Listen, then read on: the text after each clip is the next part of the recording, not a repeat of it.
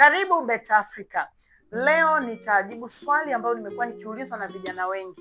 Je, kuweza kufanya biashara ni kipaji au kila mtu anaweza akaamua na akatoka alikotoka akaamua kuanza biashara na akafanikiwa? Naomba uende na mimi moja kwa moja kwenye channel yetu ya YouTube, andika Beta Africa Hub, hakikisha umesubscribe ili uweze kuendelea kujifunza zaidi.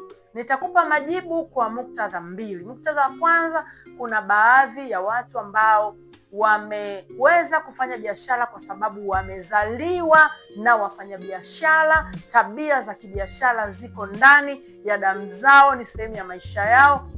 Wamekuwa wakisikia habari za biashara na kuona na hata kutenda tangu wakiwa wako tumboni, kwenye matumbo ya mama zao. Wengine tangu wanajifunza kutembea na kutambaa wako katika mazingira ya kibiashara. Mazungumzo yanayozungumzwa nyumbani, kwenye familia na wazazi wao, ni lugha ya kibiashara ambayo imekuwa ikizungumzwa tangu walipokuwa ni wadogo, na hata sasa wamekuwa ni wakubwa. Wanavyotaka wao kufanya biashara, basi hawaoni kwamba ni kitu kigumu, hawaoni ni jambo jipya kwenye maisha yao. Hawa ni wale ambao tunaweza tukasema wamezaliwa na kipaji cha kufanya biashara. Lakini tukiangalia mazingira ambayo tunaishi na watu, unaweza ukaona watu kadha wa kadha ambao hawana historia ya biashara kwa mama zao, kwa familia zao, baba zao, koo zao, lakini wao waliamua kuanza biashara na wamefika sehemu ambayo ni kubwa sana. Na hii natupa kuamini kwamba watu wanaweza kujifunza biashara na wakafanikiwa. Hivyo ni nini sasa kitu cha msingi ambacho wewe unayenisikiliza unapaswa kukizingatia? Jambo la msingi ni kuzifahamu zile sifa za mfanyabiashara anayefanikiwa, na wewe kuanza kuzichukua na kuziingiza kwenye maisha yako.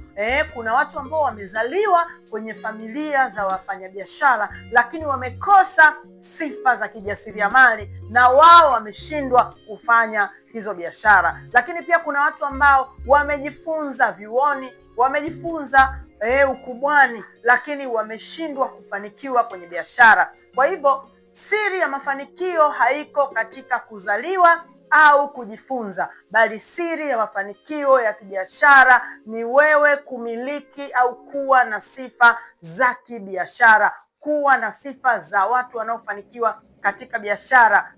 Ukichukua zile sifa ukaziweka ndani yako, ukaziishi, ukatembea nazo, basi utakuwa ni moja ya watu ambao wanafanikiwa. Na hivyo namaliza kwa kusema, ili uweze kufanikiwa kwenye biashara, uwe umezaliwa au umejifunza, ni hakikisha umeweka tabia za kibiashara kwenye maisha yako. Hakikisha unafanania, kwa sababu tunasema mafanikio ni tabia.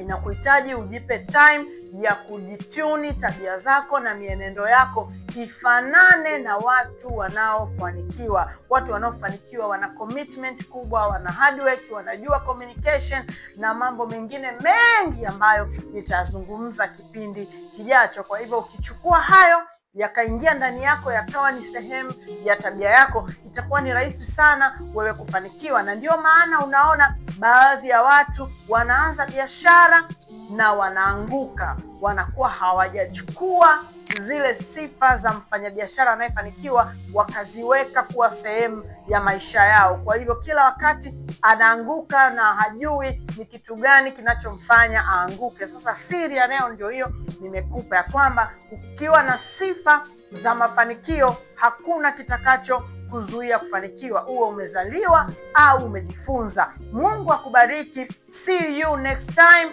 nitakapokuletea sifa muhimu za watu wanaofanikiwa kwenye biashara ili uweze kuziingiza ndani yako. God bless you.